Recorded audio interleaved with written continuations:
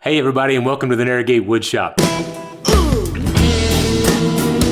Today I want to talk about wood itself, not the tools like we usually do, and I actually want to talk about the makeup, the composition of wood. So this is, it's kind of an interesting piece right there.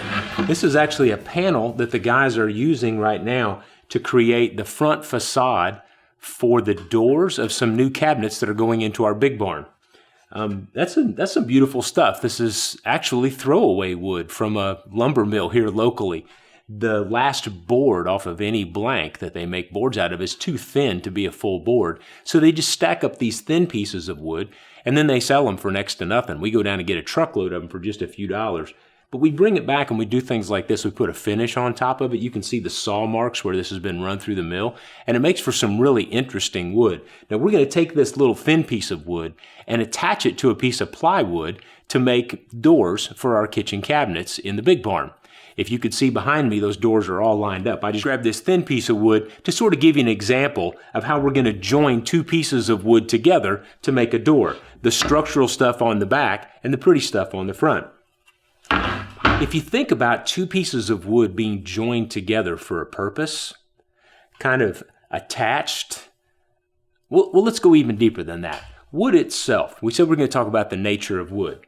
I got this little piece of oak because it's pretty easy for me to show you what I'm talking about. If you could see really up close in the end of that piece of oak right there, you would be able to see little bitty holes in the end grain of this oak. And those holes that you're seeing are actually great big wood fibers that have been cut. They've been opened. So to give you an example of what I'm talking about, I took this bundle of straws, these little coffee stirrers. You guys are real familiar with these. Pull one out. They're just empty straws. They're smaller than a soda straw, but they're still hollow straws at the end of the day. If you think about the fact that this bundle of straws is held together by a rubber band, then you're beginning to get the idea of how wood is designed.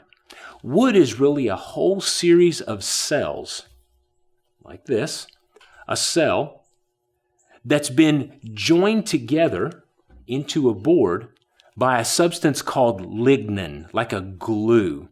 That glue holds it together. But because these cells are hollow, they have the capacity to accept moisture or release moisture. Water can go in, water can go out, just like a straw. I could dip this down in a bucket and pour water out of it. And that water content in wood, that moisture content, tells us whether the wood is going to be stable or whether it's going to be moving. If these were elastic and I blew them up with water, they'd be great big. And then when the water went away, it would shrink down. Think about a water balloon. I fill it with water, I let the water out. I fill it with water, I let the water out. Dry wood and wet wood, it's exactly what it means. These fibers are impregnated with water, or they've been dried out. They've released their water. What I really want to think about is at the microscopic level, at the smallest level, this really isn't a solid piece of wood. It's a whole series of cells that are joined together by this bonding substance, just like in Christ. We are all these individual pieces that are joined together, woven together. And here's a passage I want to look at just to sort of make the point. Ephesians chapter 2, the one that stuck out to me was verse 8. This is what it says. For by grace you have been saved through faith, and that not of yourselves, it's the free gift of God, not of works, lest anyone should boast. For we are his workmanship, created in Christ Jesus for good works, which God prepared beforehand that we should walk in them. The word that I really want to focus on is the word workmanship. In Greek, it's the word poema. We get our English word poem from that. So if you think about the way we weave words together to rhyme, to draw a picture that moves our heart, that's poema. The word literally means a weaving. It's the word for a tapestry that would hang on the wall that has all these different threads woven together to make a beautiful picture. Just like all these individual cells that are woven together through God's design to make one solid piece that can be joined to another solid piece that becomes a beautiful and functional instrument in our hands. Poema, the weaving of God. The beautiful thing about this passage is it says that we are, you and me, we are God's weaving. We are his poem. We are his beautiful tapestry. We are his workmanship. The most common use of the word workmanship, it's in Exodus, and it talks about the composition of the tabernacle. It talks about weaving, the workmanship of weaving those beautiful angels on the interior layer that looked into the things of salvation. So how is God using you? How is God joining you, one individual, to another individual today? What is it that weaves your lives together? What bigger call are the two of you a part of?